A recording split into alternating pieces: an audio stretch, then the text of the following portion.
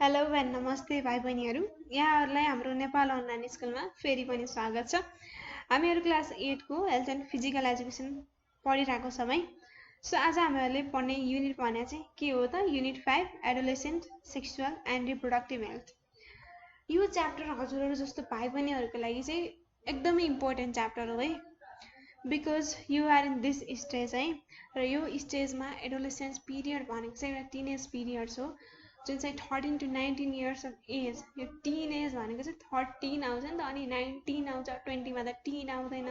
So यति वर्ष बिचको जुन उमेर हुन्छ यसलाई चाहिँ हामीले टिन एज भन्छौँ। र एडोलेसेन्स भनेको पनि यही एजमा भएका भाइ बहिनीहरूलाई नै भन्ने हो।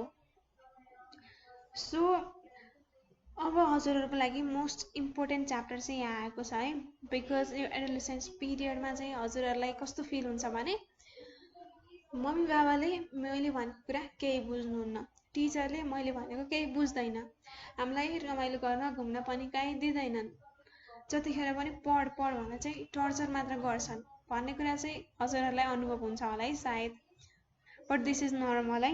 सो हामी चाहिँ स्टार्ट गरौँ रेस्पोन्सिबिलिटिज अफ एडोलेसेन्सबाट। According to the World Health Organization (WHO), the persons belonging to the age between 10 to 19 years are adolescents है। हजुरहरूको बुकमा चाहिँ 10 देखि 19 वर्ष बिचको इयर्सलाई चाहिँ एडोलेसेन्स भनेर चाहिँ भनेको छ। In this span rapid changes in physical, mental, emotional and social aspects take place. र यो पिरियडमा चाहिँ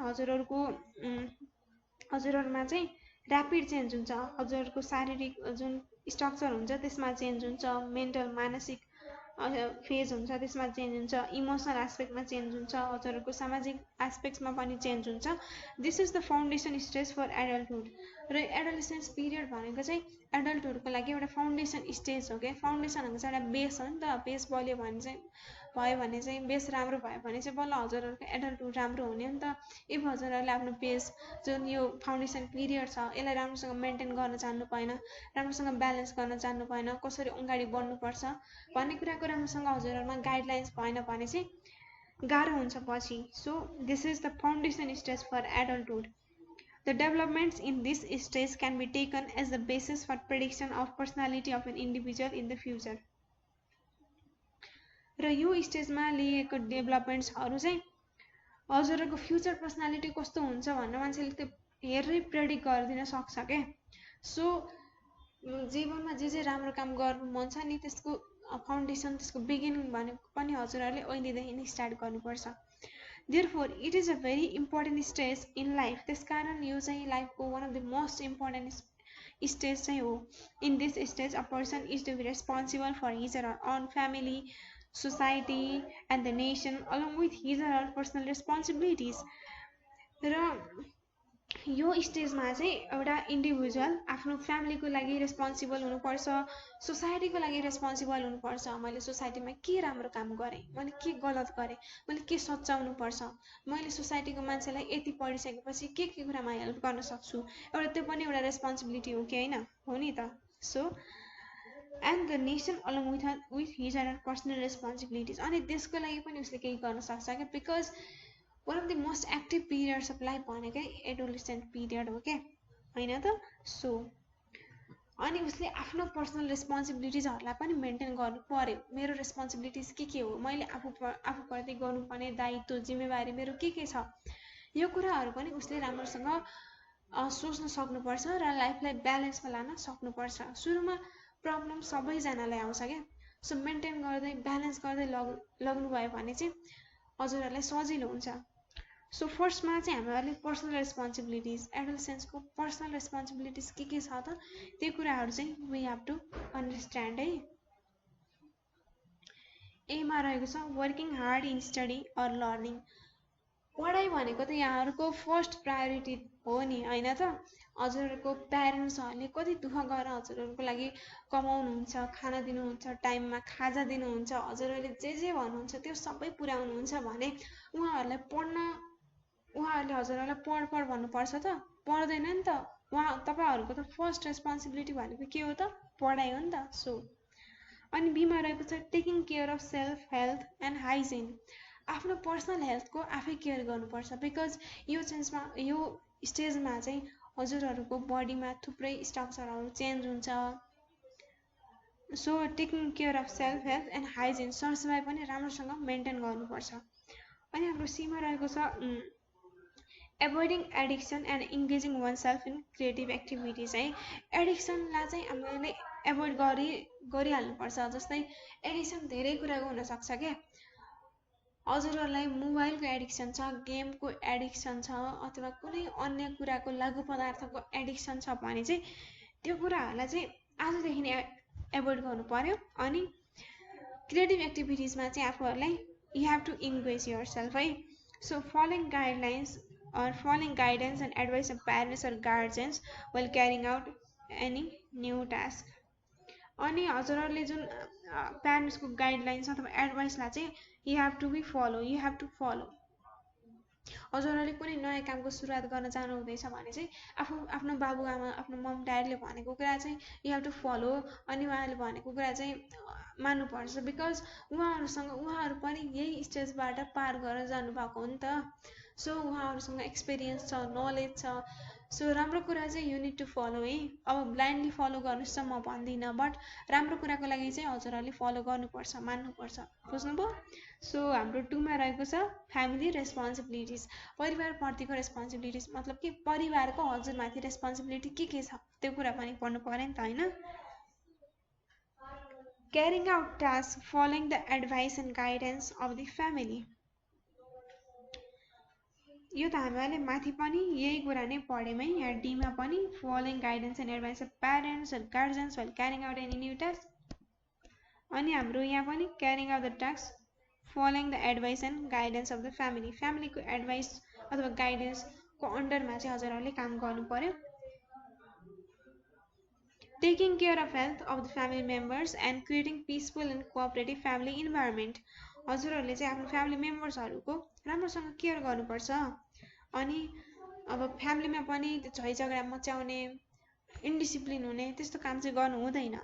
फ्यामिलीमा हजुरहरूले एउटा पिसफुल इन्भाइरोमेन्ट चाहिँ have to create and cooperative family environment जहाँ चाहिँ सबैजना मिलेर एकअर्काको प्रब्लम्सहरू डिस्कस गर्ने, अनि राम्रोसँग कुराहरू बोलीचाली गर्ने र एकअर्काको समस्याहरू बुझ्ने र सोल्युसन के छ भन्ने कुरा पनि राम्रोसँग बुझ्ने काम चाहिँ यु हेभ टु डु।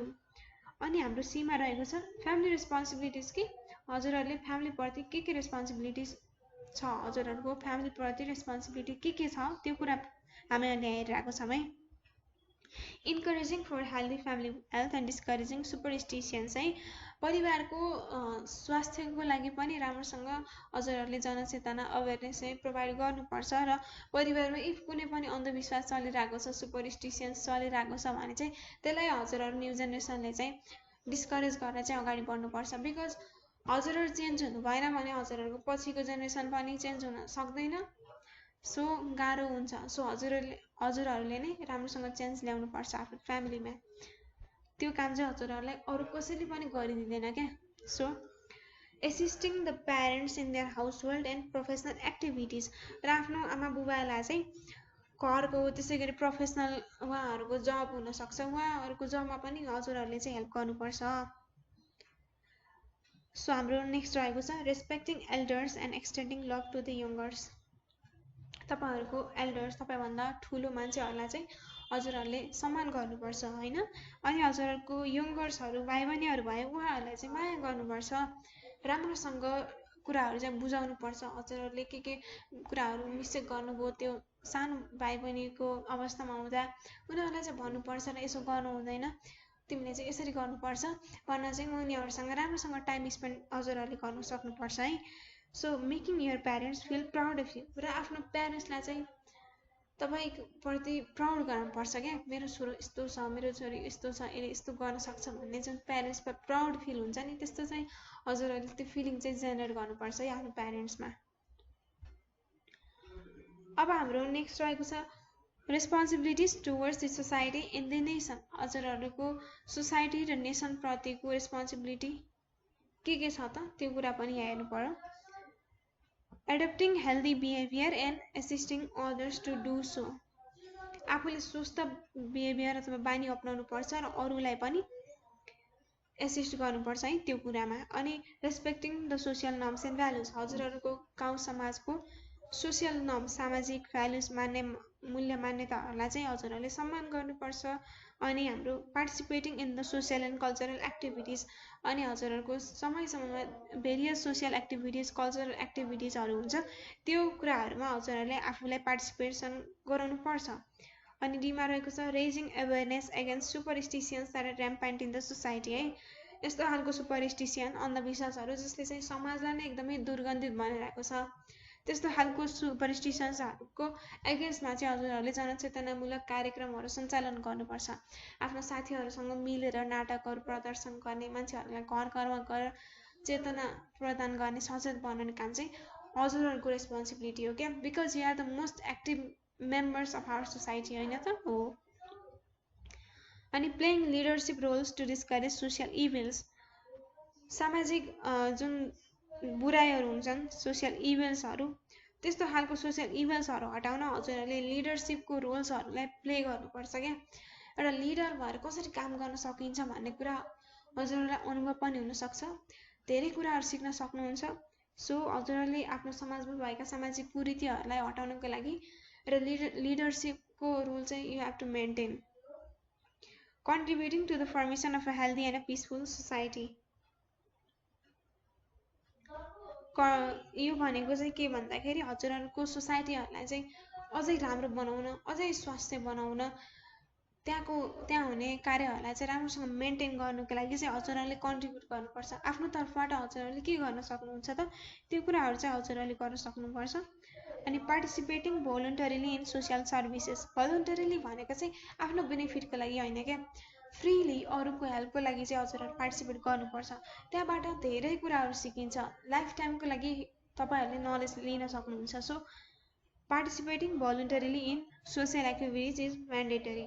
अनि यसमा रहेको छ forming basis for the nation to be proud of you, देशलाई पनि यो मान्छे भएर चाहिँ हामीहरूले यति फाइदा पुग्यो, हामीहरू मान्छेप्रतिको गौरवान्वित महसुस गरेका छौँ भन्न चाहिँ त्यो देशलाई पनि हजुरहरूले प्राउड फिल गर्नुपर्छ क्या।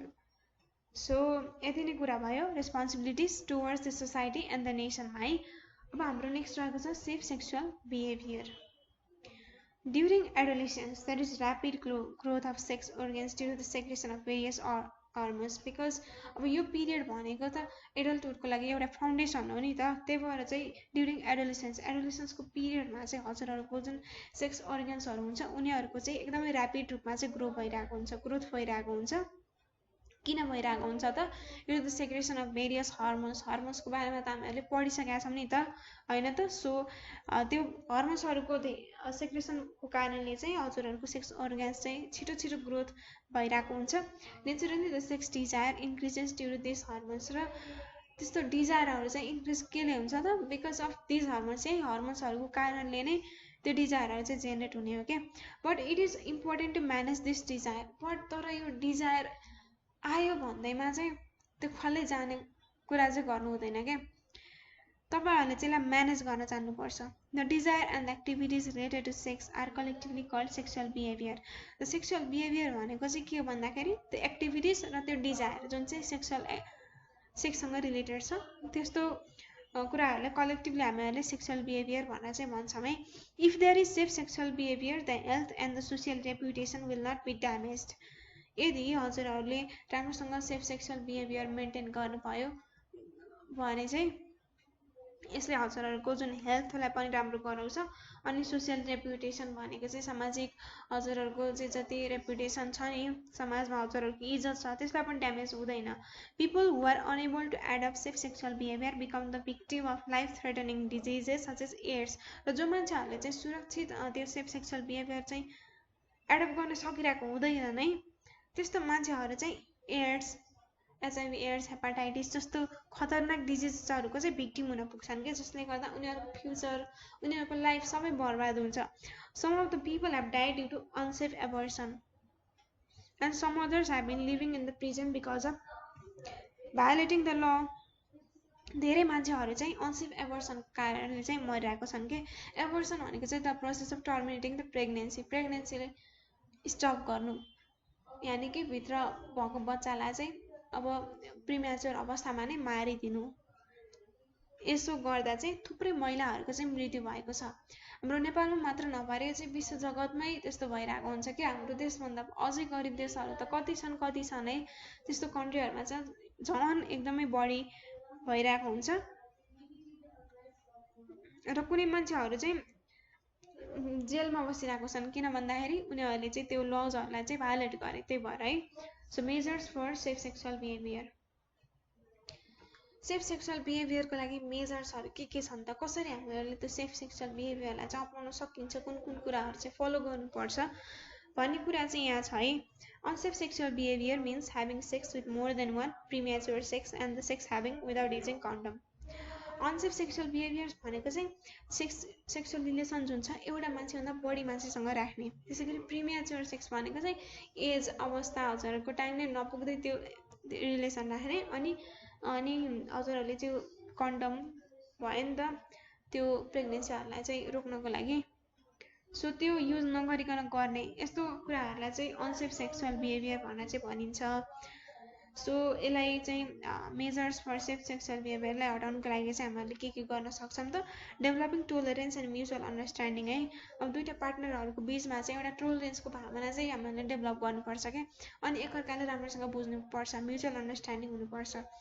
Having sexual relation only with a trusted sex partner, र जो मान्छे अलिक ट्रस्टेड छ है, ट्रस्ट गर्नको लायक छ, राम्रोसँग ट्रस्ट गर्न सक्नुहुन्छ भने चाहिँ उसँग मात्र राख्ने। Using condoms properly while having sexual intercourse, र सेक्सुअल इन्टरकोर्स राख्ने बेलामा त्यो कन्डम्सहरू हुन्छ प्रेग्नेन्सी टर्मिनेट गर्नको लागि, यानि कि त्यसलाई रोक्नुको लागि, स्पर्माटोजुवालाई चाहिँ ओभमसँग फर्टिलाइजेसन हुन नदिनको लागि त्यसलाई चाहिँ राम्रोसँग प्रपर युज गर्नुपर्छ। Avoiding sexual relation with the people infected with sexually transmitted diseases and undergoing immediate treatment in case of such diseases, र त्यस्तो मान्छेहरूसँग सेक्सुअल रिलेसन राख्नु हुँदैन जोसँग चाहिँ जुन मान्छेहरू चाहिँ सेक्सुअली ट्रान्समिटेड डिजिजेसबाट चाहिँ इन्फेक्ट भएको छन्, STDIS भन्छ यसलाई चाहिँ। अनि उनीहरू चाहिँ यस्तो खालको डिजिजेसभित्र चाहिँ ट्रिटमेन्टमा गइरहेको छन् भने चाहिँ त्यस्तो खालको मान्छेहरूसँग चाहिँ सेक्सुअल रिलेसन चाहिँ राख्नु हुँदैन होइन। सो भेरी केयरफुल हुनुपर्छ। अनि यीमा रहेको छ appreciating the natural changes visible in the sex organs, र सेक्स अर्गान्समा सबै मान्छेकोमा चाहिँ त्यो चेन्जेसहरू हुन्छ, त्यो सबै मान्छेहरूमा चाहिँ त्यो चेन्जेसहरू नेचुरल हो। त्यही भएर चाहिँ हजुरहरूले त्यो आयो भन्दैमा त्यस्तो टेन्सन लिनुपर्ने अनि अरू थुप्रै कुराहरू अपनाउनु पर्ने त्यो केही जरुरी छैन क्या, because it is normal, it is natural, it happens to everybody. So appreciate, you have to appreciate that है। अनि यसमा रहेको छ avoid sexual relation that are against the establish social norms and values है। हाम्रो सामाजिक मूल्य मान्यताभन्दा बाहिर रहेका उसमा चाहिँ हामीहरूले त्यो सेक्सुअल रिलेसन चाहिँ राख्नु हुँदैन, एभोइड गर्नुपर्छ है। सोसियल नर्म्स मूल्य मान्यताबाट बाहिर गएर चाहिँ हामीहरूले त्यो काम गर्नु हुँदैन। सो अब हामीहरू चाहिँ रिप्रोडक्टिभ हेल्थमा जान्छौँ है। Reproduction refers to the process of producing children. Reproduction भनेको चाहिँ एउटा यस्तो प्रोसेस हो जसमा चाहिँ मान्छेहरूले चाहिँ आफू जस्तै चिल्ड्रेनहरू चाहिँ प्रड्युस गर्छन्, आफू जस्तै अफस्प्रिङ्सहरू चाहिँ प्रड्युस गर्छन्। Reproductive health is a state of physical, emotional, mental and social wellbeing in relation to reproductive system, reproductive organs and their functions. So reproductive system भनेको चाहिँ एउटा यस्तो, रिप्रोडक्टिभ हेल्थ भनेको चाहिँ एउटा यस्तो स्टेट हो है जहाँ चाहिँ हजुरहरू फिजिकल्ली वेलबिङ हुनु पर्यो है, इमोसनली वेलबिङ हुनु पर्यो, मेन्टल्ली हजुरहरू फिट हुनु पर्यो, अनि सोसियली पनि वेलबिङ हुनु पर्यो। के को रिलेसनमा भन्दाखेरि रिप्रोडक्टिभ सिस्टम है। हजुरहरूको रिप्रोडक्टिभ सिस्टम कतिको हेल्दी छ त, त्यसमा हजुरहरूको पोजिटिभ कुराहरू चाहिँ हुनु पर्यो कि, अनि रिप्रोडक्टिभ अर्गन्सहरूको बारेमा हजुरहरूको त्यो पोजिटिभ भाइब्सहरू चाहिँ हुनु पर्यो, अनि उनीहरूको फङ्सन्समा यो कुराहरूलाई राम्रोसँग बुझ्न सक्नुभयो र यो कुराहरूमा चाहिँ पोजिटिभ दृष्टि राख्न सक्नुभयो भने चाहिँ यसलाई हामीले रिप्रोडक्टिभ हेल्थ भन्छौँ है। In other words, it includes all the aspects of health related to reproductive system and its function. र अरू शब्दमा भन्नुपर्दा चाहिँ यसले हेल्थको यस्तो एस्पेक्ट्सहरूलाई चाहिँ कभर गर्छ जुन चाहिँ रिप्रोडक्टिभ सिस्टम अनि त्यसको फङ्सनमा चाहिँ आधारित हुन्छ। Therefore, reproductive health deals with ability to live a safe sexual life, ability to make reproduction and freedom to decide when and how to do so. Therefore reproductive health भनेको चाहिँ के कुराहरुसँग deal गर्छ त ability to have to live a safe sexual life सुरक्षित sexual जीवन चाहिँ आफूले live गर्न सक्नु पर्यो है अनि ability to make reproduction reproduction गर्न हजुरहरुको एबिलिटी हुनु पर्यो and freedom to decide when and how to do so र हजुरहरुले यति फ्रीडम हुनु पर्यो कि बच्चा अब कतिखेर जन्माउने भन्ने हुन्छ नि त उले चाहिँ उस गर्नुपर्छ बच्चा जन्माउने बेला भएन र भन्न चाहिँ भन्छ नि त त्यो हजुरहरुसँग फ्रीडम हुनु पर्यो कि हामीहरुले यति गरेर लाइफमा यति सक्सेस एचिभ गरिसकेपछि बल्ल हामीहरुले चाहिँ आफ्नो बालबच्चाहरुलाई चाहिँ राम्रोसँग नरिश गर्न सक्छौं राम्रो इन्भाइरोमेन्ट दिन सक्छौं भन्ने चाहिँ हजुरहरुलाई फिल हुनु पर्यो के अनि बल्ल त्यो रिप्रोडक्टिभ हेल्थ पढेको र त्यो स्वास्थ्यको चाहिँ सार्थक हुन्छ के हजुरहरु चाहिँ यति कुरामा अवेयर हुनु पर्यो कि हजुरहरुसँग एउटा एबिलिटी छ to live a safe sexual life ability to make reproduction and ability and freedom to decide अब फ्रीडम हुनु पर्यो के आफ्नो इच्छा हुनु पर्यो त्यहाँ कसैको बन्देज लाग्नु भएन यही नै हो रिप्रोडक्टिभ हेल्थ भनेको चाहिँ so concept of safe abortion the abortion that is carried out by a licensed health practitioner in the licensed organization taking consent of the pregnant women is known as safe abortion. सुरक्षित गर्भपतन भन्छ यसलाई चाहिँ गर्भपतन एउटा यस्तो गर्भपतन जुन चाहिँ एउटा लाइसेन्स लिएको हेल्थ प्र्याक्टिसनरले जुन चाहिँ लाइसेन्स अर्गनाइजेसनमा चाहिँ आबद्ध रहेको छ उसले चाहिँ त्यो प्रेग्नेन्ट वुमेनको कन्सेन्ट लिएर मात्र गरे भने चाहिँ त्यसलाई हामीहरुले सेफ अबोर्सन अथवा सुरक्षित गर्भपतन भनेर चाहिँ हामीहरुले भन्छौं sometimes there may be unwanted pregnancy कुनै बेला चाहिँ अब हुन सक्छ है केही मिस्टेक्सको कारणले चाहिँ अनवान्टेड प्रेग्नेन्सी हुन सक्छ in such cases the pregnancy is to be terminated with we call abortion र त्यो बेलामा चाहिँ हामीहरुले त्यो प्रेग्नेन्सीलाई चाहिँ टर्मिनेट गर्नुपर्ने अवस्था आउँछ जसलाई चाहिँ हामीहरुले अबोर्सन भनेर चाहिँ भन्छौं safe abortion service procedure 2016 mentions that abortion can be done in case the pregnancy is harmful to the pregnant woman's physical and mental health and the fetus is suffering from a severely debilitating or fatal deformity as certified by an expert physician. नेपालमा safe abortion service procedure रहेको छ 2007 को आधारमा चाहिँ के बनेको छ भन्दाखेरि एबोर्सन चाहिँ कस्तो खालको प्रेग्नेन्सीलाई गर्न सकिन्छ भन्दाखेरि जुन प्रेग्नेन्सी चाहिँ वुमेनको प्रेग्नेन्ट वुमेनको चाहिँ फिजिकल र मेन्टल हेल्थमा चाहिँ एकदमै हार्मफुल रहेको छ है एकदमै हार्म गर्छ त्यसैगरी त्यहाँ भित्रको जुन बच्चा फिटस छ उ चाहिँ अलि नर्मल कन्डिसनमा नभएर चाहिँ एबनर्मल रहेको छ उसमा चाहिँ डिफर्मिटी रहेको छ शरीरमा कुनै अंगले चाहिँ काम गरिरहेको छैन गर्दैन भने चाहिँ त्यस्तो खालको प्रेग्नेन्सीलाई चाहिँ एक्सपर्ट फिजिशियनले चाहिँ टर्मिनेट गर्न मिल्छ एबोर्ट गर्न मिल्छ भनेर चाहिँ यहाँ हाम्रो प्रोसिडियरले भनेको छ 2060 को आधारमा the abortion of the foetus up to 12 weeks of gestation and up to 18 weeks of gestation in case of rape or incest can be done without recommendation from a physician. Abortion सुरक्षित गर्भपतन हामीहरूले कतिसम्म गर्न सक्छौं त त्यो फेटसको चाहिँ अब फेटस बसेको त्यो उसमा चाहिँ 12 हप्ता भयो भने चाहिँ त्यसलाई हामीले गर्न सक्छौं अथवा अब रेप अथवा अरु कुनै प्रब्लमको कारण भएको छ भने चाहिँ त्यसलाई 18 हप्तासम्म चाहिँ हामीहरूले गर्न मिल्छ without recommendation from a physician को recommendation बिना नै हामीहरुलाई त्यो गर्ने अनुमति छ but it is good if the physician is consulted तर यदि हामीहरुले फिजिशियनलाई राम्रोसँग कन्सल्ट गर्यौं भने चाहिँ त्यो अझ राम्रो अझ लाभदायक चाहिँ हुन्छ abortion can be done on request of the pregnant women but in case of the woman is unconscious or is below age 16 then consent must be taken from her parents है अब एबोर्सन चाहिँ कस्तो बेलामा गर्न सकिन्छ भन्दाखेरि अब pregnant वुमेनले request गरेछ भने चाहिँ गर्न सकिन्छ तर उसँग कन्सेन्ट लिएर चाहिँ गर्न सकिन्छ तर यस्तो अवस्थामा गर्न सकिन्न कस्तो अवस्थामा भन्दाखेरि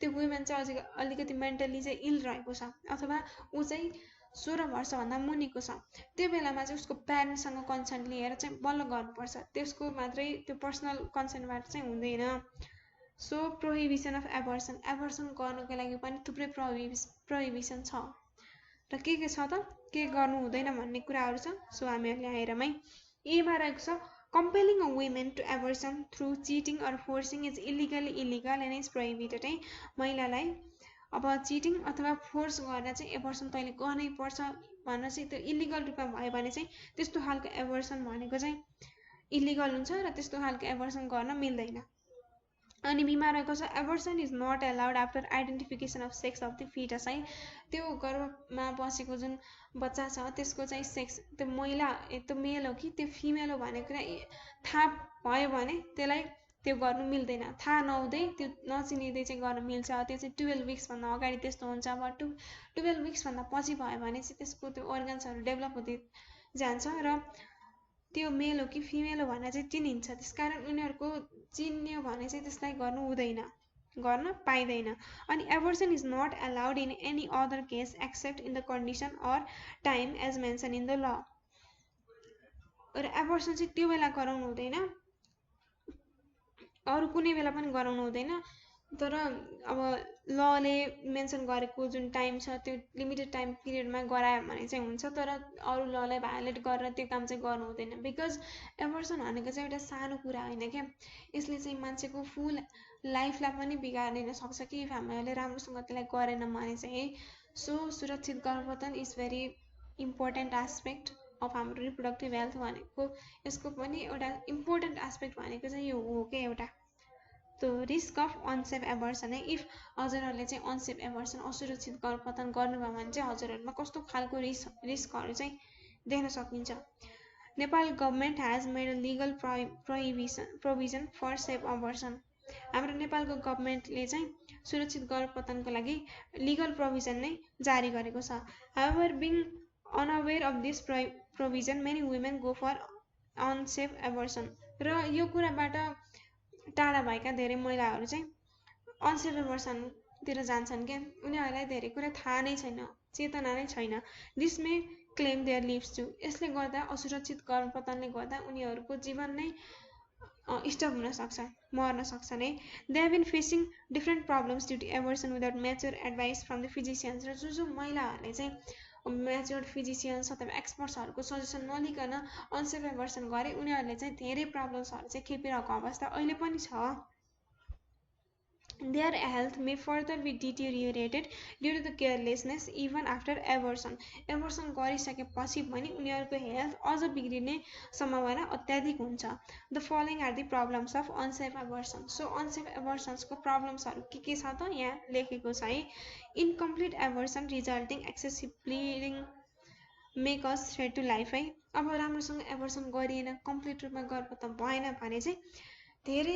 ब्लडको चाहिँ फ्लो हुन्छ क्या जसले गर्दा चाहिँ लाइफ नै स्टप हुने अथवा डेथ हुने जस्तो सम्भावनाहरू चाहिँ देखिन्छ infection and injury in the uterus may invite surgical removal of uterus है अब युटेरसमा नै कुनै इन्फेक्सन अथवा इन्जुरी भयो भने चाहिँ त्यो पाठेघरलाई नै निकालेर फालिदिने अवस्था पनि आएको हुन्छ है धेरै मान्छेमा यो अवस्था छ सो सीमा रहेको छ प्रोबेबिलिटी अफ इन्फर्टिलिटी र महिलाहरू चाहिँ स्टेराइल इन्फर्टाइल हुन जान्छन् कि उनीहरूसँग अब फ्युचरमा त्यो रिप्रोडक्सनको क्यापेबिलिटी नै हराउँछ अनि नेक्स्ट रहेको छ प्रोलङ्ड लोवर एब्डोमिनल पेन अनि तल्लो पेट एकदमै दुख्ने लामो समयसम्म एकदमै दुखिरहने यो पनि एउटा सिम्पटम भन्दा पनि यो एउटा प्रब्लम हो अनसेफ एबर्सनको त्यसै गरी डेथ अल्टिमेट रूपमा चाहिँ यो डेथ नै हो धेरै महिलाहरूले चाहिँ आफ्नो लाइफ गुमाएको धेरै इक्जाम्पल्सहरू छ जेनरली हाम्रो अलिकति अशिक्षित समुदायमा चाहिँ यो काम बढी हुने गर्छ है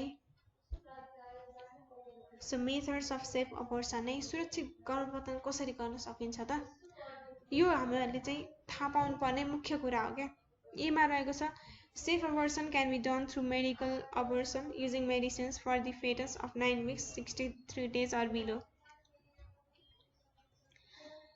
र त्यो फेटस जुन चाहिँ 63 दिनभन्दा अलि तलको उमेरको छ भने चाहिँ सेफ एबर्सन कसरी पनि गर्न सकिन्छ भन्दाखेरि जस्ट मेडिसिनहरू मात्र इन्टेक गरेर पनि हामीले त्यो गर्न सकिन्छ अनि safe abortion can be done through the use of abortion tools and instruments for the foetus of 12 weeks or below अनि 12 हप्ता भइसकेको फेटसलाई चाहिँ त्यस्तो खालको टुल्सहरू एबर्सन टुल्सहरू अथवा इन्स्ट्रुमेन्ट्सहरू युज गरेर पनि हामीले गर्न सकिन्छ सो अब हामीहरू चाहिँ के हेर्छौँ concept of birth control methods and tools यो पनि एकदम इम्पोर्टेन्ट टपिक हो है birth control methods and tools. Fertilization refers to the process of formation of zygote through the combination of sperm of males and ovum of females. Fertilization को definition त यहाँहरुलाई थाहा नै छ है। यो चाहिँ एउटा प्रोसेस हो, जाइगोट बन्ने प्रोसेस, जुनमा चाहिँ के भनेर यो जाइगोट बन्छ भन्दाखेरि मेलको जुन रिप्रोडक्टिभ सेल हुन्छ स्पर्म्स अनि फिमेलको रिप्रोडक्टिभ सेल ओभा, त्यो दुईटाको कम्बिनेसन अथवा त्यो दुईटाको फ्युजनबाट जाइगोट बन्ने प्रोसेसलाई नै हामीले फर्टिलाइजेसन भनेर चाहिँ भन्छौँ। The process of preventing the formation of zygote is known as birth control. र बर्थ कन्ट्रोल भनेको के हो भन्दाखेरि त्यो जाइगोट फर्मेसन हुन नदिने, त्यसैलाई प्रिभेन्टिङ गर्ने प्रोसेसलाई नै हामीले बर्थ कन्ट्रोल भन्छौँ। The couples control birth if they are not willing to have a baby. र दुईटा कपल्सहरूले चाहिँ इफ बेबी अब उस रिप्रोडक्सन गर्न चाहिँ चाहँदैनन् भने चाहिँ उनीहरूले त्यो बर्थ कन्ट्रोलको डिफ्रेन्ट मेथड्सहरू चाहिँ अपनाउन सक्छन् है। So methods of birth control छ है। फर्स्टमा चाहिँ temporary methods of birth control छ, जुनमा चाहिँ नेचुरल मेथड रहेको छ है। There is low probability of ovulation in the breast feeding women है। अब जुन आमा उहाँले चाहिँ आफ्नो बच्चाले दुध खुवाइरहनुहुन्छ उहाँमा चाहिँ त्यो ओभुलेसन मतलब कि त्यो जाइगोट फर्मेसनको जुन प्रोबेबिलिटी हुन्छ त्यो चाहिँ एकदमै कम रहेको छ है। So it may be safe having sexual intercourse during this time. So यति बेला जुन राखिन्छ सेक्सुअल रिलेसन यो चाहिँ अलिकति सेफ हुन पुग्छ।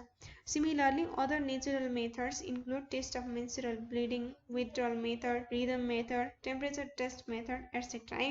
त्यसै गरी अरू नेचुरल मेथड्स प्राकृतिक मेथड्सहरूमा चाहिँ के पर्छ भन्दाखेरि मेन्सुरल ब्लिडिङ को टेस्ट गर्ने अनि विथड्रल मेथड जुन चाहिँ मेनली युज गर्छन्, mainly I must say. So rhythm method पर्छ अनि टेम्परेचर टेस्ट मेथड एट्सेट्रा। यी मेथड्सहरूको डिटेल रूपमा चाहिँ हजुरहरूले 9th क्लासमा गएर चाहिँ पढ्नुहुन्छ है। सो अहिले चाहिँ हजुरहरूले यति नै याद राख्नुहोस्, नेचुरल मेथड हुन्छ, नेचुरल मेथडमा चाहिँ दुईवटा इक्जाम्पलहरू हजुरहरूले याद राख्न सक्नुहुन्छ। सो हाम्रो नेक्स्ट रहेको छ आर्टिफिसियल मेथड्स है। फर्स्टमा रहेको छ implant. The health workers put two small thin flexible hormone capsules under the skin in the arm of the women. Implant भनेको चाहिँ के हुन्छ भन्दाखेरि हेल्थ वर्कर्सले चाहिँ दुईटा स्मल अनि मसिनो पातलो अनि फ्लेक्सिबल हर्मोन क्याप्सुल्सहरू चाहिँ स्किन आर्मको स्किनमा चाहिँ स्किनभित्र महिलाहरूको आर्मको स्किनभित्र चाहिँ राखिदिन्छन्। This hormone prevents fertilisation by deactivating the ova. र यो हर्मोनले चाहिँ फर्टिलाइजेसनलाई प्रिभेन्ट गर्छ। कसरी गर्छ भन्दाखेरि त्यो ओभा जुन छ त्यसलाई चाहिँ डिएक्टिभ गराइदिन्छ। त्यो गरेर चाहिँ त्यो एक्टिभ नभइसकेपछि त त्यहाँ फर्टिलाइजेसन हुने जुन चान्सहरू छ त्यो त एकदमै कम हुन्छ। This works for 5 years once it is implanted. एकपटक लगाइसकेपछि चाहिँ यसले 5 वर्षसम्म चाहिँ काम गर्छ के। There are 2 types of implants on the basis of the time duration they function. They are 3 year implant and 5 year implant. र इम्प्लान्ट पनि दुई प्रकारको हुन्छ है। एउटा चाहिँ 3 वर्ष इम्प्लान्ट हुन्छ अनि अर्को चाहिँ 5 वर्ष इम्प्लान्ट हुन्छ। 3 वर्ष इम्प्लान्टले चाहिँ 3 वर्षको लागि काम गर्छ भने 5 वर्ष इम्प्लान्टले चाहिँ 5 वर्षको लागि चाहिँ काम गर्छ। सो नेक्स्ट रहेको छ आइयुसिडी, जसलाई चाहिँ हामीले कपर्टी पनि भन्छौँ है। सो यसको फुल फर्महरू चाहिँ हजुरहरूले याद राख्नुपर्छ है। इन्टर युटेराइन कन्ट्रासेप्टिभ डिभाइस आइयुसिडी भनेर चाहिँ यसलाई भन्छ है। यसलाई कपर्टी पनि भन्छ है। Inter uterine contraceptive device is a small device made up of plastic and copper with the shape of English letter T. यो चाहिँ एउटा प्लास्टिक अनि कपर मिलेर चाहिँ बन्या हुन्छ र यसको सेप चाहिँ टी लेटरको चाहिँ सेप हुन्छ र एउटा स्मल डिभाइस हो। मतलब कि inter uterine contraceptive device IUCD is a small device, एउटा सानो डिभाइस एकदमै सानो हुन्छ, प्लास्टिक अनि कपरले बन्या हुन्छ र जसको सेप चाहिँ के हुन्छ त टी आकारको चाहिँ सेप हुन्छ।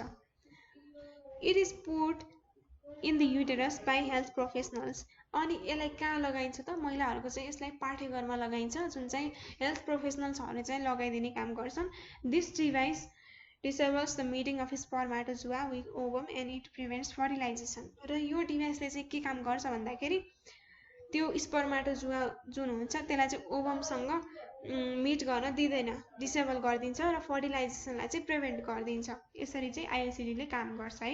अनि हाम्रो नेक्स्ट रहेको छ डिपो-प्रोभेरा।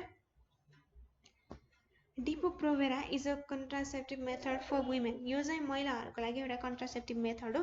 It's made up of hormone similar to progesterone. र यो चाहिँ यो पनि हर्मोनले बने हुन्छ र कुन हर्मोनसँग रिलेटेड हुन्छ भन्दाखेरि प्रोजेस्टेरोन जुन चाहिँ मेल्सहरुमा चाहिँ फर्मेसन हुन्छ। This is an injection given to the females on arms or buttocks. यो चाहिँ एउटा इन्जेक्सन हो जुन चाहिँ महिलाहरूलाई आर्म्स अथवा बटक्समा दिने गरिन्छ। बटक्स भनेको चाहिँ back. This injection should be given once in every month. र यो इन्जेक्सन चाहिँ 3 महिनामा लगाउने इन्जेक्सन हो है। 3 महिनामा एकपटक लगाउँदा हुन्छ। It stops the meeting of ovum with spermatozoa. यसले चाहिँ सबै काम चाहिँ एउटै नै हुन्छ है। ओभमलाई चाहिँ स्पर्माटोजुआसँग मिट गर्न चाहिँ दिँदैन डिपो-प्रोभेराले। त्यसै गरी यसले गर्दा चाहिँ त्यो बर्थ कन्ट्रोल हुन जान्छ। अनि हाम्रो नेक्स्ट रहेको छ पिल्स। पिल्स भनेको चाहिँ अब औषधि भन्छ नि त, सिटामोलको औषधि हजुरले देख्नुभयो होला है, त्यस्तै खालको पिल्सहरू हुन्छ। Pills is the birth control medicine in the form of tablets that women take 1 pill per day है। पिल भनेको पनि ट्याब्लेटको रूपमा हुन्छ जुन चाहिँ महिलाले एक दिनमा खानुपर्छ। आज पनि खानुपर्छ, भोलि पनि खानुपर्छ, गाह्रो हुन्छ है यो चाहिँ। This type of medicine inhibits ovulation and prevents fertilisation. यसले चाहिँ ओभुलेसन हुन दिँदैन क्या महिलाहरूमा, अनि फर्टिलाइजेसनलाई चाहिँ प्रिभेन्ट गर्न सक्छ। अनि हाम्रो नेक्स्ट रहेको छ कन्डम्स है। Condom is a kind of soft plastic sac. यो चाहिँ सानो प्लास्टिक स्याक, प्लास्टिकको स्याक भनेको चाहिँ बोरा भयो है, सानो प्लास्टिकको थैलो हुन्छ क्या यो। This is of different shapes for both males and females. यो चाहिँ महिला र पुरुषको लागि दुवैको लागि पाइन्छ, बट डिफ्रेन्ट सेप्सहरूमा। The condoms use by males covering their penis during sexual intercourse prevent separate semen from entering the uterus so that the fertilisation is not possible है। मेल्सहरूले जुन कन्डम्सहरू युज गर्छ त्यसले चाहिँ के प्रिभेन्ट गर्छ भन्दाखेरि त्यो सिमेन जुन हुन्छ युटेरसमा जाने त्यसलाई चाहिँ जान दिँदैन, स्टप गर्छ र त्यसले गर्दा चाहिँ फर्टिलाइजेसन पोसिबल हुन सक्दैन। Similarly the female condom is kept in the भजाइना and it bars the sperms from meeting the egg and the fertilisation is prevented. अनि फिमेलको कन्डम चाहिँ भेजाइनामा राखिन्छ र यसले चाहिँ त्यो स्पर्म्सहरूलाई चाहिँ एगलाई मिट हुन दिँदैन, अनि त्यसले गर्दा चाहिँ फर्टिलाइजेसनलाई चाहिँ प्रिभेन्ट गर्न सकिन्छ। A female condom is called Femidom. र फिमेलले युज गर्ने कन्डमलाई चाहिँ के भनिन्छ, फेमिडम भनेर चाहिँ भनिन्छ है। सो इमर्जेन्सी कन्ट्रासेप्सन रहेको छ है। In case of emergency conception an emergency birth control method may be adopted. This can be done by taking the medicine named Econ or I-pill within 72 hours of sexual intercourse. These types of medicines should not be used frequently. यो चाहिँ emergency कामको लागि मात्र हुन्छ क्या। If अब mistakenly चाहिँ हजुरहरूको त्यो हुन गयो भने चाहिँ हजुरहरूले त्यो इकोन अथवा आइपिल 72 घण्टाभित्रमा चाहिँ खानुपर्छ, जसले गर्दा चाहिँ त्यो फर्टिलाइजेसन हुन दिँदैन, गर्भधारण हुन दिँदैन। तर यस्तो खालको मेडिसिन चाहिँ एकदमै हार्मफुल हुन्छ र यसलाई चाहिँ हामीले फ्रिक्वेन्ट रूपमा चाहिँ युज गर्नु हुँदैन। अनि हाम्रो नेक्स्ट रहेको छ permanent methods of birth control. हामीले बर्थ कन्ट्रोललाई चाहिँ पर्मानेन्टली कसरी स्टप गर्न सक्छौँ त। So फर्स्टमा रहेको छ vasectomy. In vasectomy, the vas deferens is cut and tied in order to block the sperms coming out and mixing in the semen. Vasectomy भनेको चाहिँ जेनरली मेल्सहरुमा गरिन्छ है। यसमा चाहिँ त्यो vas deferens मेल्सहरुको जुन vas deferens हुन्छ यो नै हो है, vas deferens यहाँ फिगरमा पनि देख्न सक्नुहुन्छ। यसलाई चाहिँ कट गरिन्छ, अनि कट गरिसकेपछि चाहिँ यहाँ बाँधेको छ, यहाँ बाँधेको छ नि, यसलाई चाहिँ बाँधिन्छ। In doing so, the sperms cannot enter the uterus so that the conception cannot take place. र यो गरिसकेपछि चाहिँ त्यो स्पर्म्सहरु युटेरसमा छिर्न सक्ने सम्भावना भएन, अनि कन्सेप्सन चाहिँ हुँदैन। This is the permanent method use for males only. यो चाहिँ मेल्सहरुलाई मात्र हुन्छ है। सो हाम्रो मिनी ल्याप एन्ड ल्याप्रोस्कोपी रहेको छ है। The eggs develop in the ovary arrive at the uterus through the fallopian tube है। ओभरीमा जुन प्रड्युस भएको एग्सहरु हुन्छ उनीहरु चाहिँ युटेरस पाठेघरमा फालोपियन ट्युबको थ्रुबाट चाहिँ आउँछ। In mini lap the fallopian tube is cut. र जुन त्यो आउने ठाउँ नै कट गरिदियो भने त त्यो आउने सम्भावना नै भएन। अनि त्यो फालोपियन ट्युब मिनी ल्यापमा चाहिँ त्यो फालोपियन ट्युबलाई कट गरिन्छ, अनि ल्याप्रोस्कोपीमा चाहिँ त्यसलाई टाइटली टाइड बन्द गरिन्छ। हजुरहरूले यहाँ देख्न सक्नुहुन्छ यो बन्द गरिन्छ। This method blocks the eggs to pass into the uterus and conception is avoided. र यो मेथडले चाहिँ त्यो एग्सहरुलाई चाहिँ युटेरसमा पास हुन दिँदैन, अनि कन्सेप्सन चाहिँ अभोइड हुन्छ। कन्सेप्सन चाहिँ गर्भ रहने। This is a permanent birth control method for females only है। यो चाहिँ महिलाहरुको लागि मात्र एउटा पर्मानेन्ट बर्थ कन्ट्रोल मेथड भयो। अनि हाम्रो नेक्स्ट रहेको छ reproductive health services and facilities. The services related to the promotion or enhancement of the reproductive health are called reproductive health services है। रिप्रोडक्टिभ हेल्थ सर्भिसेस भनेको चाहिँ त्यस्तो सर्भिसेस भयो जुन चाहिँ रिप्रोडक्टिभ हेल्थको प्रमोसन अनि इन्हान्समेन्टमा चाहिँ रिलेट गरिएको छ। Every government provides this type of service to its people. र सबै सरकारहरू जुनसुकै कन्ट्रीको सरकार होस् उसले चाहिँ आफ्नो देशको जनताहरूलाई चाहिँ यो टाइपको सर्भिसहरूले चाहिँ प्रोभाइड गर्छ। The non governmental organisations also provide this service. र जुन गभर्मेन्टल मात्रै नभएर चाहिँ नन गभर्मेन्टल अर्गनाइजेसनहरूले पनि यस्तो खालको सर्भिसहरू चाहिँ प्रोभाइड गर्छन् है। The governments and non governmental organisation provide the following type of reproductive health services and facilities है। यहाँ चाहिँ गभर्मेन्टल र नन गभर्मेन्टल अर्गनाइजेसन्सहरूले चाहिँ कस्तो खालको सर्भिसहरू चाहिँ प्रोभाइड गर्छ रिप्रोडक्टिभ हेल्थ सर्भिस भन्ने कुरा चाहिँ यहाँ दिएको छ है तल। फर्स्टमा रहेको छ केयर फर प्रेग्नेन्ट वुमेन। सुत्केरी महिलाहरूलाई चाहिँ राम्रोसँग केयर गर्नुपर्छ, त्यो केयर चाहिँ दिन्छ, त्यो फेसिलिटी है त्यो एउटा। अनि बीमा रहेको छ counselling about birth control and distribution of contraceptives. अब बर्थ कन्ट्रोल कस्तो युज गर्ने, कसरी युज गर्ने, कुन गरे फाइदा हुन्छ, आफ्नो मान्छेको सिचुएसन हेरिकन हुन्छ नि त, त्यो कुराहरूमा काउन्सिलिङ दिन्छ। अनि कन्ट्रासेप्टिभ्सहरू पनि डिस्ट्रिब्युट गर्छ। अनि control and treatment of sexually transmitted disease है। हाम्रो जुन सेक्सुअली ट्रान्समिटेड डिजिजहरू हुन्छ उसलाई ती डिजिजहरूलाई पनि कन्ट्रोल र ट्रिटमेन्ट गर्न पनि सुविधाहरू पनि प्रोभाइड गर्छ। अनि legal rights for safe abortion and availability of the services for this. र सेफ अबर्सन भनेको चाहिँ सुरक्षित गर्भपतन भयो, त्यो गर्नको लागि चाहिँ लिगल राइट्स पनि प्रोभाइड गरेको छ हाम्रो गभर्मेन्टले। अनि यसका लागि सर्भिसेसहरू पनि थुप्रै प्रोभाइड गरेको छ। And maternity services and safe motherhood services भनेको चाहिँ मातृत्वको लागि, सुरक्षित मातृत्वको लागि चाहिँ हाम्रो गभर्मेन्टल अर्गनाइजेसन त्यसै गरी नन गभर्मेन्टल अर्गनाइजेसनहरूले चाहिँ थुप्रै सर्भिसेसहरू चाहिँ प्रोभाइड गरेको अवस्था छ। Management of reproductive health education. त्यसै गरी अब रिप्रोडक्टिभ हेल्थ एजुकेसन भनेको सबै मान्छेलाई हुनुपर्छ क्या, सानोदेखि नै मान्छेहरूमा त्यो कन्सेप्ट चाहिँ बस्नुपर्छ।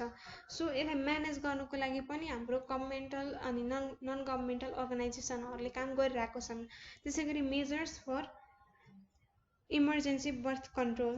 त्यसै गरी इमर्जेन्सी बर्थ कन्ट्रोल चाहियो भने पनि त्यसमा पनि उनीहरूले अब थुप्रै पिल्सहरू, आइकनहरू, त्यस्तो खालको सर्भिसेसहरू चाहिँ प्रोभाइड गरिरहेको छन्। Introduction to comprehensive sexuality education, its importance and scope है। अब हामीहरूले चाहिँ कम्प्रिहेन्सिभ सेक्सुअलिटी एजुकेसनको इन्ट्रोडक्सन गर्छौँ, अनि यसको स्कोपको बारेमा हेर्छौँ, अनि यसको इम्पोर्टेन्स के छ त्यो पनि हेर्छौँ है। Sexuality includes opinions, values, norms, attitudes and behaviour related to sex है। सेक्सुअलिटी भनेको चाहिँ त्यो एउटा ओपिनियन्स, मान्छेहरूको सेक्सप्रतिको धारणा, विचार, नर्म्स, मूल्य, मान्यताहरू सबै कुराहरू चाहिँ सेक्सुअलिटी अन्तर्गत पर्छ। Sex education refers to the process of making logical change in the existing knowledge, attitudes, skills and behaviour towards sexuality.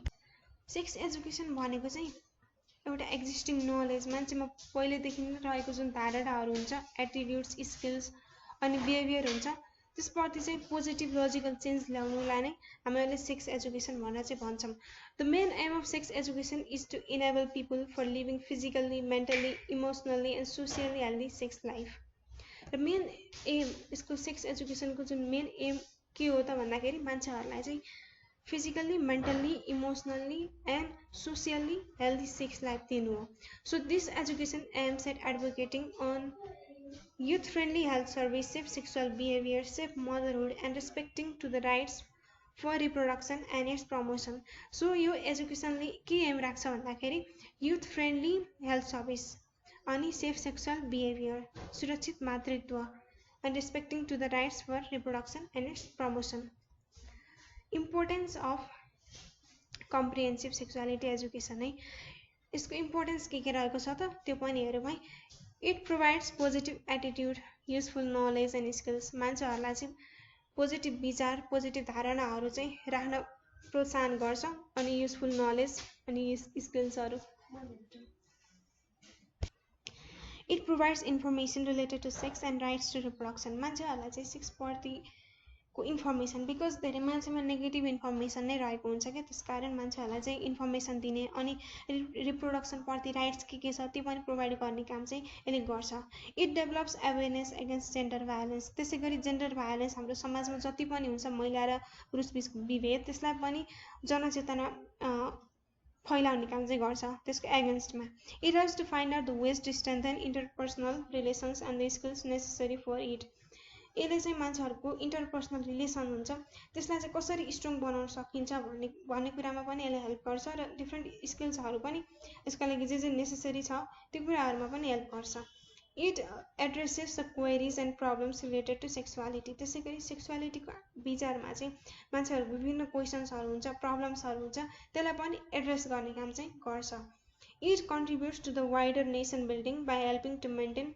Personal health family health and community health as well यसले चाहिँ अब wider नेसनलाई चाहिँ narrow मात्र नबनाएर चाहिँ नेसनको सोच हुन्छ मान्छेको सोचलाई चाहिँ अलिकति वाइडर बनाउने प्रयत्न गर्छ by helping to maintain personal health आफ्नो हेल्थ मेन्टेन गरेर फ्यामिली हेल्थ मेन्टेन गरेर र कम्युनिटी हेल्थ राम्रोसँग मेन्टेन गरेर एस्पेक्ट्स अफ सेक्स एजुकेसन र हाम्रो सेक्स एजुकेसनको के एस्पेक्ट रहेको छ यो पनि हजुरहरूलाई इक्जाममा सुन्न सक्छ सो फर्स्टमा रहेको छ sex and reproductive health The comprehensive sexuality education attempts to assist each individual maintain healthy sexual and reproductive sexual behavior. Comprehensive sexuality एजुकेसनले के कुरा एटेम्प गर्छ भन्दाखेरि सबै इन्डिभिजुअलले चाहिँ राम्रो र हेल्दी स्वस्थ sexual and reproductive sexual behaviour चाहिँ मेन्टेन गरून् क्या it informs the people about healthy conception सुरक्षित गर्भ राख्ने अनि बर्थ कन्ट्रोलको बारेमा नलेज दिन्छ अनि सेफ अबर्सन सुरक्षित गर्भपतनको बारेमा नलेज दिन्छ and preventive measures from sexually transmitted disease र सेक्सुअली ट्रान्समिटेड डिजिजबाट रोकिनको लागि प्रिभेन्टिभ मेजर्सहरू हामीहरूले के कुरा अपनाउनु पर्छ भन्ने कुराको बारेमा पनि नलेज दिन्छ सो यति नै हो अनि हाम्रो 2 मा रहेको छ gender Gender refers to the roles and behaviors decided socially and culturally for both males and females.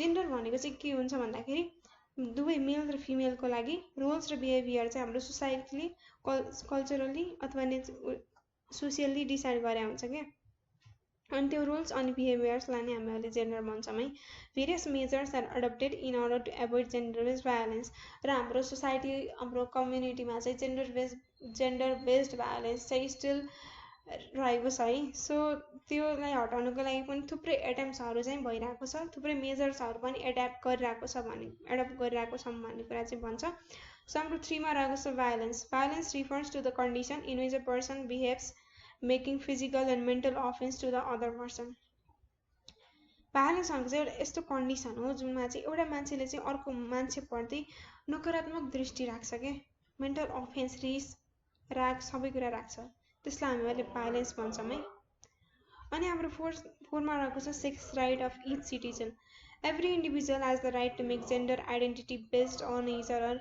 Willingness है सबै इन्डिभिजुअलहरूको चाहिँ एउटा आफ्नो जेन्डर आइडेन्टिटी हुन्छ त्यो केमा भर पर्छ भन्दाखेरि उसको विलिङनेसमा के उसलाई के मन पर्छ त त्यही नै every one can identify as being male female or third gender भनेको चाहिँ तपाईँले आफूले कस्तो रूपमा देख्नुहुन्छ क्या एभ्री वान क्यान आइडेन्टिफाई सबै मान्छेले चाहिँ आफूले मेल फिमेल अथवा थर्ड जेन्डरको रूपमा आइडेन्टिफाई गर्न सक्छन् so the exercise of the rights to make sex identification its protection and promotion belong to the domains of this education है so the exercise of the rights so त्यसकारण त्यो राइट्सहरूको exercise गर्ने राइट्सहरू केमा follow गर्ने भन्दाखेरि to make sex identification र त्यसको protection अनि त्यसको promotion belong to the domains of this education अनि 5 मा रहेको छ recreation and entertainment every individual is free to take the joy through sex है सबै मान्छेहरू चाहिँ फ्री हुन्छ क्या त्यो सेक्सको थ्रुबाट जोयहरूलाई लिनको लागि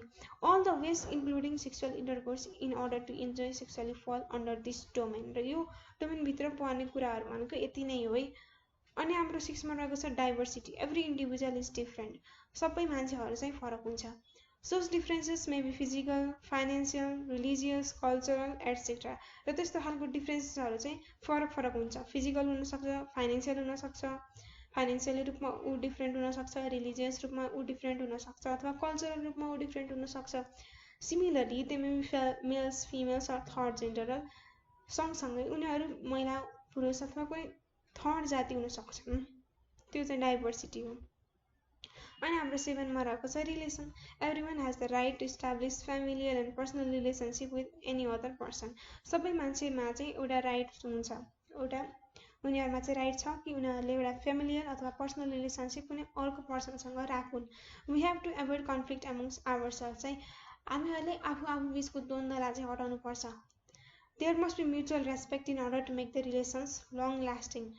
कुनै पनि रिलेसन्सलाई चाहिँ लङ लास्टिङ बनाउनको लागि चाहिँ के कुरा आवश्यक पर्छ भन्दाखेरि म्युचुअल रेस्पेक्ट आवश्यक पर्छ कि आवश्यकता हुन्छ म्युचुअल रेस्पेक्टको, जसले गर्दा चाहिँ रिलेसन्सलाई चाहिँ लङ लास्टिङ बनाउनु मिल्छ। सो समरी हामीहरूले यो च्याप्टर चाहिँ सकाएका छौँ है। सो अब हामीहरू चाहिँ यसको समरीतिर जाऊँ।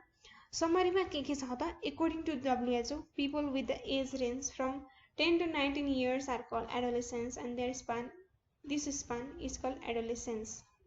WHO का आधारमा चाहिँ जो मान्छेहरू चाहिँ 10 देखि 19 वर्षको बिचमा पर्छन् उनीहरूलाई चाहिँ हामीहरूले एडोलेसेन्ट भनिन्छ। अनि त्यो टाइम पिरियड अथवा स्प्यान हुन्छ त्यसलाई चाहिँ हामीहरूले एडोलेसेन्स भनेर चाहिँ भन्छौँ। The adolescents have a lot of responsibilities to their family, society and the whole nation along with their own personal responsibilities। त्यसैगरी त्यो एडोलेसेन्ट्सहरूको चाहिँ थुप्रै रेस्पोन्सिबिलिटी हुन्छ, आफ्नो फ्यामिलीको लागि, आफ्नो लागि, होल नेसनको लागि, थुप्रै कुराहरूको लागि चाहिँ हुन्छ भनेर चाहिँ हामीहरूले पुरै त्यो सबै कुरा डिस्कस गरिसकेछौँ है च्याप्टरमा। The abortion that is carried out by a licensed health practitioner in the licensed organization taking consent of the pregnant women is known as safe abortion। र सुरक्षित गर्भपतन भने के हो भन्दाखेरि त्यस्तो खालको गर्भपतन जुन चाहिँ एउटा लाइसेन्स अर्गनाइजेसनमा लाइसेन्स हेल्थ प्र्याक्टिसनरले त्यो प्रेग्नेन्ट वुमेनको कन्सेन्ट लिएर मात्र गर्छ भने त्यसलाई हामीहरूले सेफ अबर्सन भनेर चाहिँ भन्छौँ। Sexuality includes opinions, values, norms, attitudes and behaviour related to sex. सेक्सुअलिटीले चाहिँ के कुरा इन्क्लुड गर्छ भन्दाखेरि त्यो ओपिनियन्सहरू भयो, भ्यालुज, मूल्य, मान्यता, हाम्रो जति पनि बिहेभियर आचरणहरू छ त्यो सबै कुराहरूलाई चाहिँ त्यसले इन्क्लुड गर्छ। Sexuality education refers to the process of making logical change in the existing knowledge, attitudes, skills and behaviour toward sexuality. Sexuality education केमा रिफर गर्छ भन्दाखेरि it refers to the process of making logical change in the existing knowledge. पहिला भएको knowledge, आचरण, behaviour, skill जति पनि छ त्यसमा चाहिँ लोजिकल हाम्रो दिमाग लगाएर चाहिँ हामीहरूले चेन्ज ल्याउनुपर्छ टुवर्ड्स द सेक्सुअलिटी भने चाहिँ त्यसलाई हामीहरूले सेक्सुअलिटी एजुकेसन भनेर भन्छौँ भनेर चाहिँ यति कुराहरू हाम्रो समरीमा रहेको छ है। सो हामी अब एक्सर्साइजमा जान्छौँ। सुरुमा रहेको छ फिल इन द ब्ल्याङ्क्स। एमा रहेको छ maintaining personal health care and hygiene is. यो सबै कुराहरू चाहिँ हजुरहरूले राम्रोसँग बुक पढेर चाहिँ गर्नुपर्ने हुन्छ है। No one is obliged to make the order by threatening, fear or any other forceful means। abortion हुन सक्छ यो चाहिँ। We can prevent conception by taking emergency pill within 72 hours of unsafe sexual intercourse भन्नु पनि हुन सक्छ यहाँ चाहिँ। डीमा रहेको छ minilap and vasectomy are the permanent birth control methods for females. Females भनिसकेपछि भासेक्टोमी चाहिँ हुँदैन है, मिनिल्याप एन्ड ल्याप्रोस्कोपी। अनि टुमा रहेको छ give short answer to the following questions. यहाँ चाहिँ सर्ट एन्सर चाहिँ मागेको छ हजुरहरूलाई।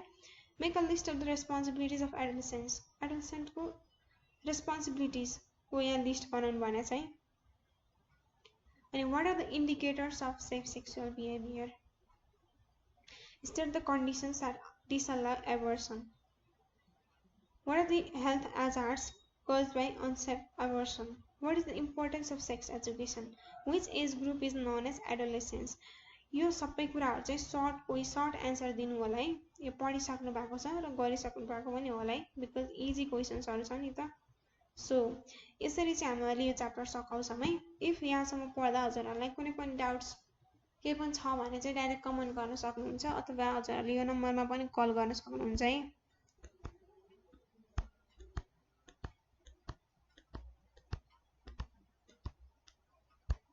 सो यहाँसम्म भिडियो हेर्नुभयो, यहाँहरूलाई धेरै धेरै धन्यवाद। आजको लागि चाहिँ हामीहरू यति नै गर्छौँ है।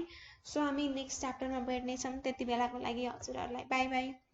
अनि राम्रोसँग पढ्नु होला। Happy learning. बाई।